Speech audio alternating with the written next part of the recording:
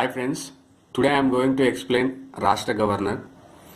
ఈ రాష్ట్ర గవర్నర్కు ఉండవలసిన అర్హతలు ఏంటి, ఇతని యొక్క తొలగింపు విధానం అనేది ఏ విధంగా ఉంటుంది, ఇతని యొక్క రాజీనామా పత్రాన్ని ఎవరికి ఇస్తారు, ఇతనికి ఉండవలసిన అధికారాలు ఏంటి, ఈ గవర్నర్ గురించి రాజ్యాంగంలో ఏ ఆర్టికల్స్ చెబుతున్నాయి, ఇతనికి ఉన్న విచక్షణ అధికారాలు ఏంటి, వీటి గురించి ఈరోజు మనం తెలుసుకోబోతున్నాం. రాష్ట్ర గవర్నర్. ఈ గవర్నర్ పదవి అనేది కేంద్రంలోని రాష్ట్రపతి స్థానాన్ని పోలి ఉంటుంది. రాష్ట్రపతి గుర్తుపెట్టుకోవాలి. ఏం లేదు, కేంద్రంలో రాష్ట్రపతి, రాష్ట్రంలో గవర్నర్, అంతే తేడా. బాగా గుర్తుపెట్టుకోండి. కేంద్రంలో రాష్ట్రపతి, రాష్ట్రంలో గవర్నర్. రాష్ట్రపతి ఇప్పుడు జనరల్గా కేంద్రంలోనూ రాష్ట్రంలోనూ పార్లమెంటరీ పద్ధతిలోనే పరిపాలన జరుగుతుంది. రాష్ట్రంలో రాజ్యాంగపరమైన అధిపతి గవర్నర్, ముఖ్య కార్యనిర్వాహకుడిగా ఉంటాడు గవర్నర్. ఏది రాష్ట్రంలో. అదే కేంద్రంలో అయితే ముఖ్యంగా రాష్ట్రపతి ఉంటాడు. అయితే గవర్నర్ వచ్చేసి ముఖ్యమంత్రితో కూడిన మంత్రిమండలి సలహా మేరకు తన విధులను అధికారాలను నిర్వహిస్తాడు. అదే రాష్ట్రపతి అయితే ప్రధానమంత్రితో కూడిన మంత్రిమండలి సలహా మేరకు తన విధులను అధికారాలను నిర్వహిస్తాడు. అంతే తేడా. గుర్తుపెట్టుకోవాల్సిన విషయాలు ఇవి, చాలా ఇంపార్టెంట్. గవర్నర్ వచ్చేసి ముఖ్యమంత్రితో కూడిన మంత్రిమండలి సలహా మేరకు తన విధులను అధికారాలను నిర్వహిస్తాడు. రాష్ట్రపతి వచ్చేసి ప్రధానమంత్రితో కూడిన మంత్రిమండలి సలహా మేరకు తన విధులను అధికారాలను నిర్వహిస్తాడు. ఓకేనా, ఫైన్. అండ్ ఈ రాష్ట్ర ప్రభుత్వం గురించి భారత రాజ్యాంగంలోని 6వ భాగంలో, చాలా ఇంపార్టెంట్, 6వ భాగంలో రాష్ట్ర ప్రభుత్వం గురించి, రాష్ట్ర ప్రభుత్వం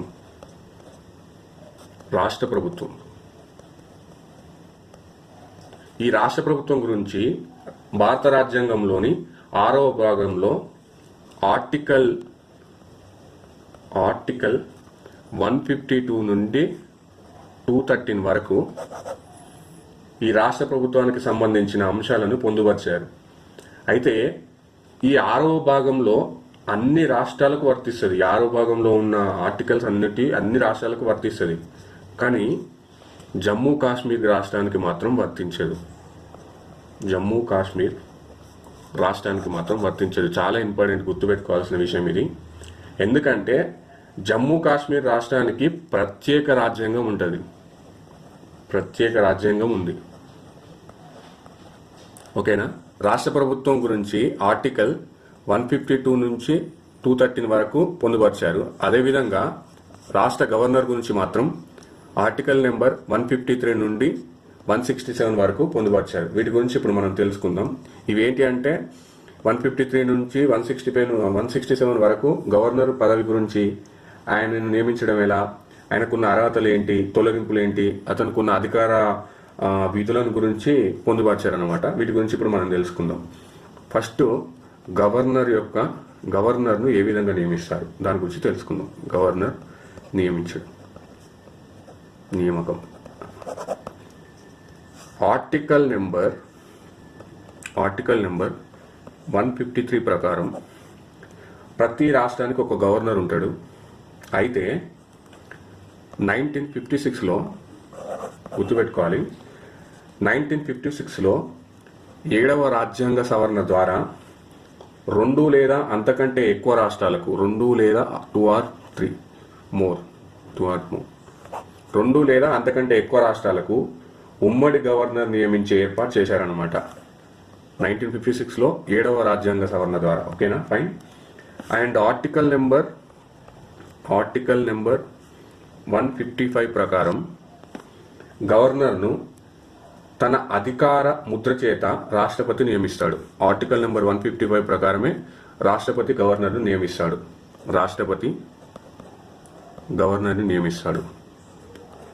గవర్నర్ను నియమించాడు. Okay, fine. అయితే ఈ నియమించబడే గవర్నర్ల పద్ధతిని రాజ్యాంగ పరిషత్తులో సూచించింది బిఆర్ అంబేద్కర్. ఏంటిది? ఈ నియమించబడే గవర్నర్ల పద్ధతిని రాజ్యాంగ పరిషత్తులో చూపించింది ఎవరు? బిఆర్ అంబేద్కర్. చాలా ఇంపార్టెంట్, గుర్తుపెట్టుకోవాల్సిన విషయం ఇది. అండ్ అయితే ఈ గవర్నర్లను ఎన్నుకునే పద్ధతిని సూచించింది మాత్రం డాక్టర్ బిఎన్ రావు.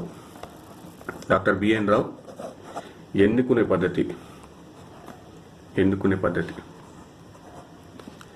ఏంటిది? నియమించబడే గవర్నర్ల పద్ధతిని రాజ్యాంగ పరిస్థితుల్లో సూచించినది మాత్రం డాక్టర్ బిఆర్ అంబేద్కర్ అయితే గవర్నర్లను ఎన్నుకునే పద్ధతిని సూచించినది బిఎన్ రావు.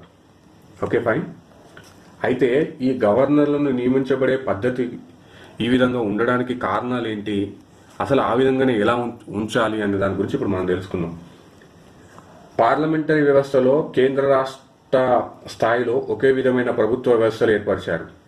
Okay fine. ఇంతకుముందు చెప్పిన పార్లమెంటరీ వ్యవస్థలో కేంద్ర రాష్ట్ర రెండు ఒకే విధమైన ప్రభుత్వ వ్యవస్థలు ఏర్పరిచారు. రాష్ట్ర గవర్నర్ రాజ్యాంగపరమైన అధిపతిగా కేంద్ర ప్రభుత్వ ప్రతినిధిగా వ్యవహరిస్తాడు. ముఖ్యమంత్రి ఆ రాష్ట్ర ప్రజలకు ప్రాతినిధ్యం వహిస్తాడు కనుక గవర్నర్ను ఎన్నుకోవడం సముచితమైనది. ఇప్పుడు జనరల్గా ప్రజల చేత ఎన్నుకోబడిన ఇద్దరు అధిపతులు ఒకే చేత పనిచేసేదనుకో చాలా సమస్యలు వస్తాయి, అంతేనా కదా? అయితే ఎన్నికల్లో వ్యక్తిగత ఇతర అంశాల ప్రభావాన్ని చూపుతాయి. సో అందుకే గవర్నర్ రాజకీయాలకు అతీతంగా వ్యవహరించాలంటే నియమించబడే పద్ధతి వేరే విధంగా ఉండాలి. అంటే ఎన్నికల ద్వారా ఎన్నుకోవద్దు. ఎందుకంటే ఇద్దరు ఎన్నికల ద్వారా ఎన్నుకున్న అధికారులు ఒకే ప్రభుత్వంలో కొట్లాడుకుంటారు అనమాట. నేనంటే నేనని కొట్లాడుకుంటారు. సో దాని మూలంగా ఈ గవర్నర్ను నియమించబడే పద్ధతి అంత కంప్లీట్గా డిఫరెంట్గా ఒక రాజకీయాలకు విరుద్ధంగా, అంటే రాజకీయాలకు అతీతంగా, రాజకీయాలకు ఆ ఎలక్షన్స్కి కంప్లీట్గా డిఫరెంట్గా గవర్నర్ ఉంచుతారనమాట. ఎందుకంటే ఈ గవర్నర్ అంటేనే రాజ్యాంగపరమైన అధిపతిగా కేంద్ర ప్రభుత్వానికి ప్రతినిధిగా వ్యవహరిస్తాడు. దానివల్ల ఏమవుతుందంటే ఈ ఎవరైతే ఎన్నుకోబడ్డ వ్యక్తులు ఉన్నారో అతను వచ్చేసి రాష్ట్రానికి తగ్గట్టు, ఇతను కేంద్ర ప్రభుత్వానికి తగ్గట్టు పరిపాలించడం ద్వారా మనకు అన్ని దాని ఏమంటారు ఉత్తమమైన ఫలితాలు ఉంటాయన్నమాట. ఈ జనరల్గా ఈ గవర్నర్లను నియమించబడే పద్ధతి అనేది కెనడా నుంచి వచ్చింది, గుర్తుపెట్టుకోవాలి. కెనడా నుంచి ఈ గవర్నర్లను ఎన్నుకునే పద్ధతిని కొనసాగిస్తున్నారన్నమాట. బట్ అమెరికాలో మాత్రం గవర్నర్లను ఓటర్ల చేతనే ఎన్నుకుంటారు. అమెరికాలో మాత్రం గవర్నర్లను కూడా ఓటర్ల చేతనే ఎన్నుకోబడతారు. కెనడాలో మాత్రం సేమ్ కెనడా పద్ధతి వల్లే భారత్లో కూడా గవర్నర్ల పద్ధతిని కొనసాగిస్తున్నారు. అమెరికాలో మాత్రం ఓటర్ల చేత నేరుగా ఎన్నుకోబడతారు గవర్నర్లు, గుర్తుపెట్టుకోవాలి, ఇది ఇంపార్టెంట్. కెనడా వచ్చేసి గవర్నర్లను ఎన్నుకునే పద్ధతి సేమ్ ఇండియాలో ఉన్నట్టే ఉంటుంది. అమెరికాలో మాత్రం గవర్నర్లను ఓటర్ల చేత ఎన్నుకోబడతారు. అర్హతలు ఏంటివో చూసుకుందాం. గవర్నర్గా కావాలంటే వాటి యొక్క అర్హతలు ఏంటివో చూద్దాం ఇప్పుడు. ఫస్ట్ వన్, ఆర్టికల్ 157 ప్రకారం ఫస్ట్ వన్, భారతీయుడై ఉండాలి, భారతీయ పౌరుడై ఉండాలి. సెకండ్ వన్ వచ్చేసి ఎటువంటి లాభదాయక పదవిలో ఉండరాదు. థర్డ్ వన్ వచ్చేసి నేరారోపణ రుజువై ఉండరాదు, ఎటువంటి నేరారోపణ రుజువై ఉండరాదు. ఫోర్త్ వన్ వచ్చేసి 35 years ఉండాలి. అండ్ అంతే విధంగా కొన్ని కండిషన్స్ ఉన్నాయి. ఏంటిదంటే ఆర్టికల్ నెంబర్ 158 ప్రకారం గవర్నర్లుగా నియమించబడే వ్యక్తి పార్లమెంట్లో కానీ రాష్ట్ర శాసనసభలో కానీ సభ్యుడై ఉండరాదు. ఒకవేళ సభ్యుడై ఉంటే గవర్నర్గా నియమించబడిన వెంటనే తన సభ్యత్వం రద్దవుతుంది. అలాగే ఎన్నికైన తర్వాత ప్రభుత్వంలో ఎలాంటి లాభదాయక పదవులు చేపట్టరాదు. ఆర్టికల్ నెంబర్ 158 ప్రకారం గవర్నర్గా నియమించబడే వ్యక్తి పార్లమెంట్లో కానీ రాష్ట్ర శాసనసభలో కానీ సభ్యుడై ఉండరాదు. ఒకవేళ సభ్యుడై ఉంటే గవర్నర్గా నియమించబడిన వెంటనే తన సభ్యత్వం రద్దవుతుంది. అలాగే ఎన్నికైన తర్వాత ప్రభుత్వంలో జనరల్గా ప్రభుత్వ ఉద్యోగులు ఉంటారు, ప్రభుత్వంలో ఎలాంటి లాభదాయక పదవులు చేపట్టరాదు. Okay fine.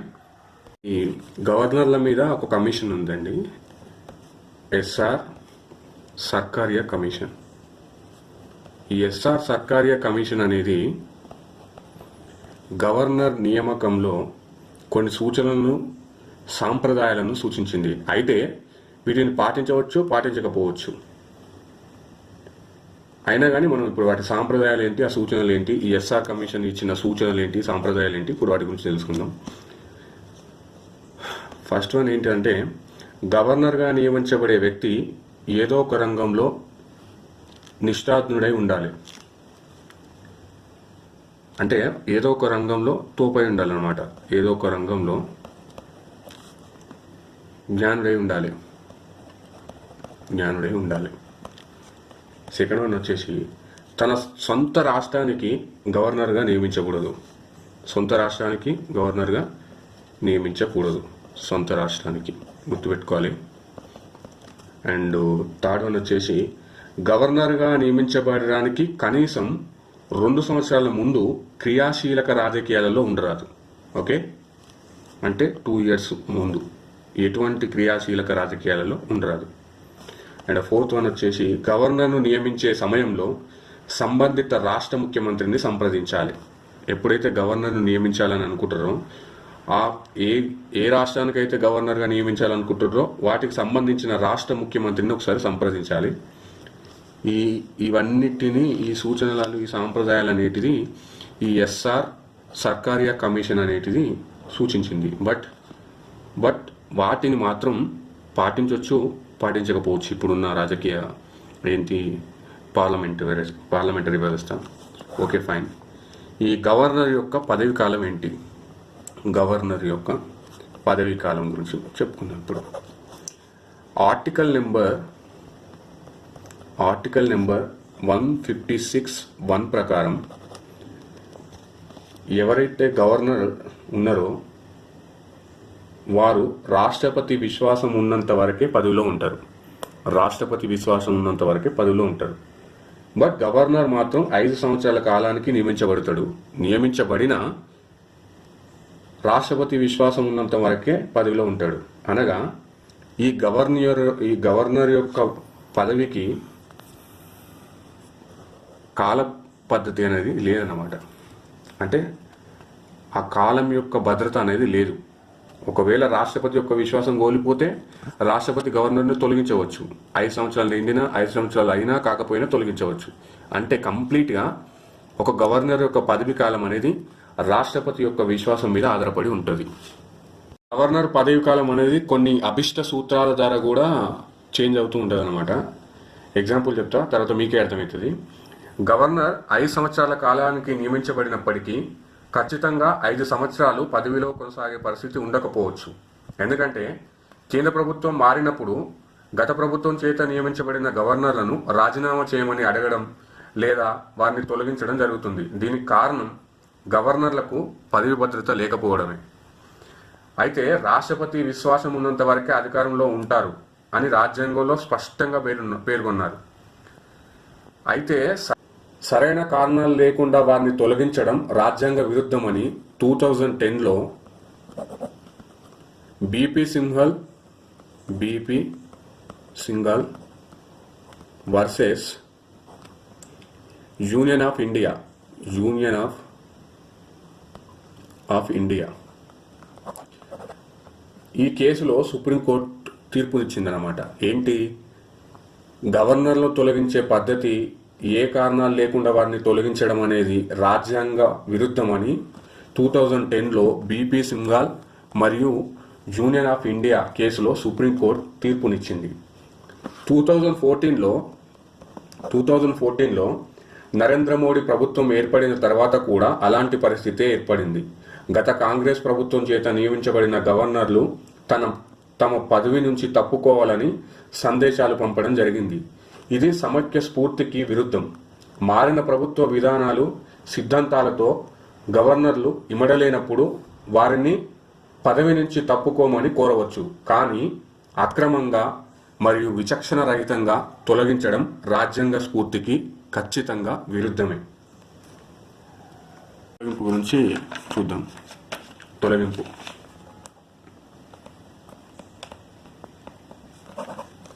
ఆర్టికల్ నెంబర్ 156(1) ప్రకారం గవర్నర్లను రాష్ట్రపతి తొలగిస్తాడు. ఇంతకుముందుకే చెప్పాను నేను. తొలగించడానికి ప్రత్యేక కారణాలు రాజ్యాంగంలో ప్రస్తావించలేదు. రాష్ట్రపతి ఒక ఆదేశం ద్వారా గవర్నర్ను తొలగిస్తాడు. ఇందులో అభిశంసన అనే ప్రక్రియ ఉండదు. అంటే గవర్నర్లపై అవిశ్వాస తీర్మానం కానీ అభిశంసన తీర్మానం కానీ ప్రవేశపెట్టడానికి అవకాశం లేదు. కేవలం రాష్ట్రపతి ఆదేశం ద్వారా మాత్రమే తొలగించవచ్చు. అండ్ రాష్ట్రపతి ఈ గవర్నర్లు ఎవరైతే గవర్నర్ ఉన్నారో వాళ్ళను ఒక రాష్ట్రం నుంచి మరొక రాష్ట్రానికి బదిలీ చేయవచ్చు. ఓకేనా? అండ్ ఈ గవర్నర్ యొక్క ప్రమాణ స్వీకారం ఏ విధంగా ఉంటుందో చూద్దాం. గవర్నర్ యొక్క పదవి ప్రమాణ స్వీకారం ఏ విధంగా ఉంటుందో చూద్దాం. అది ఆర్టికల్ నెంబర్ 159 ప్రకారం గవర్నర్గా నియమించబడే వ్యక్తి పదవి ప్రమాణ స్వీకారం చేయాలి. ఏంటి? ఆర్టికల్ నెంబర్ 159 ప్రకారం గవర్నర్గా నియమించబడిన వ్యక్తి పదవి ప్రమాణ స్వీకారం చేయాలి. ఈ పదవి ప్రమాణ స్వీకారం అనేది హైకోర్టు ప్రధాన న్యాయమూర్తి లేదా హైకోర్టులో మామూలు న్యాయమూర్తి ముందు కానీ పదవి ప్రమాణ స్వీకారం చేయిస్తారు. అండ్ ఈ గవర్నర్ తన యొక్క రాజీనామా పత్రాన్ని మాత్రం రాష్ట్రపతికి సమర్పిస్తాడు. అండ్ ఈ గవర్నర్ యొక్క జీతభత్యాలు వచ్చేసి శాలరీ వచ్చేసి ఆర్టికల్ నెంబర్ 158 ప్రకారం గవర్నర్ యొక్క జీతభత్యాలను పార్లమెంటు ఒక చట్టం ద్వారా నిర్ణయిస్తుంది అన్నమాట. ఈ జీతభత్యాల గురించి అన్నిటినీ 2వ షెడ్యూల్లో పేర్కొన్నారు. అండ్ 2008లో వీరి యొక్క శాలరీ గురించి పెంచడం జరిగిందనమాట. 2008లో ఈ గవర్నర్ల యొక్క శాలరీ పెంచడం జరిగింది. సో ఈ 2008లో పెంచిన శాలరీ 1,10,000 శాలరీ గవర్నర్కు ఇస్తుందన్నమాట. అండ్ వీరి గవర్నర్ యొక్క అధికార విధులు ఎలా ఉంటాయంటే, అధికార విధులు జనరల్గా ఆర్టికల్ నెంబర్ 153 ప్రకారం రాష్ట్రంలో పరిపాలన, కార్యనిర్వహణ, ఇతర అన్ని అంశాలు గవర్నర్ పేరుతో కొనసాగుతాయి. సో గవర్నర్ అధికార విధులను జనరల్గా ఒక 5 విధాలుగా వర్గీకరించారన్నమాట. ఫస్ట్ వన్ వచ్చేసి కార్యనిర్వాహక అధికారాలు. అండ్ సెకండ్ వన్ శాసన నిర్మాణ అధికారాలు. థర్డ్ వన్ ఆర్థిక అధికారాలు. ఫోర్త్ వన్ న్యాయాధికారాలు. అండ్ ఫిఫ్త్ వన్ వచ్చేసి విచక్షణ రహిత అధికారం. గవర్నర్ అనే వ్యక్తి రాష్ట్ర శాసనసభలో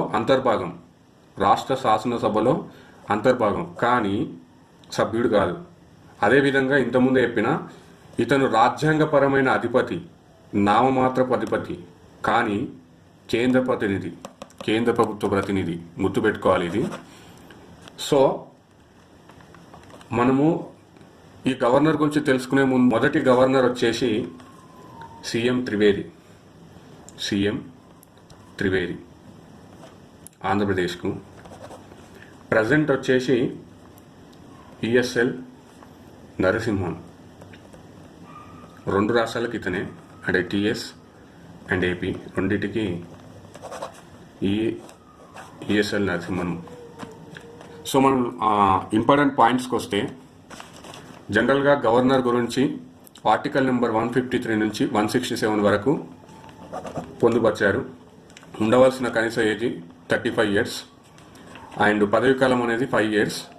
బట్ రాష్ట్రపతి విశ్వాసం మీద ఆధారపడి ఉంటుంది. 5 years కాకముందుకే రాష్ట్రపతి తొలగించవచ్చు. అండ్ వీరి యొక్క శాలరీ వచ్చేసి 1,10,000. అండ్ రాజ్యాంగపరమైన అధిపతి చెప్పాను కదా ఇంతకుముందే, నామమాత్ర అధిపతి, కేంద్ర ప్రభుత్వ ప్రతినిధి, రాష్ట్ర శాసనసభలో సభ్యుడు. మనం మళ్ళీ ఫస్ట్ నుంచి చూసుకుంటే, కేంద్ర ప్రభుత్వానికి రాష్ట్రపతి ఎలాగానో రాష్ట్ర ప్రభుత్వానికి గవర్నర్ అలాగా. ఈ 6వ భాగంలో తెలిపినట్టు ఆర్టికల్ నెంబర్ 152 నుంచి 213 వరకు రాష్ట్ర ప్రభుత్వానికి సంబంధించినవన్నీ పొందుపరిచారు. ఈ 6వ భాగం అన్ని రాష్ట్రాలకు మాత్రం వర్తిస్తుంది, ఒక జమ్మూ కాశ్మీర్కు తప్ప. ఎందుకంటే జమ్మూ కాశ్మీర్కు ప్రత్యేక రాజ్యాంగం ఉంటుంది. అండ్ రాష్ట్ర గవర్నర్ గురించి 153 నుంచి 167 వరకు పొందుపరిచారు. అలాగే వీరికి ఉండవలసిన అర్హతలు 35 years ఉండాలి, ఏ నిరపరణ ఉండొద్దు, లాభదాయకంగా ఎటువంటి పదవిలో ఉండరాదు, అండ్ భారతీయుడై ఉండాలి. అండ్ నెక్స్ట్ వచ్చేసి బిఆర్ అంబేద్కర్ ఏం చెప్పిందంటే, నియమించబడే గవర్నర్ల పద్ధతిని రాజ్యాంగ పరిస్థితుల్లో సూచించిన బిఆర్ అంబేద్కర్. అండ్ గవర్నర్లను ఎన్నుకునే పద్ధతిని సూచించినది మాత్రం బిఎన్ రావు. అండ్ కెనడా పద్ధతి వల్లే భారత్లో కూడా నియమించబడే గవర్నర్ల పద్ధతి కొనసాగుతుంది. అమెరికాలో మాత్రం గవర్నర్లను ఓటర్ల చేత ఎన్నుకోబడతారు. అండ్ ఎస్ఆర్ సర్కారియా కమిషన్ ప్రకారం ఒక రంగంలో జ్ఞానుడై ఉండాలి, స్వంత రాష్ట్రానికి గవర్నర్ ఉండకూడదు. అండ్ ఈ 2 సంవత్సరాల ముందు నుంచి వెళ్ళి క్రియాశీలక రాజకీయాలలో ఉండరాదు.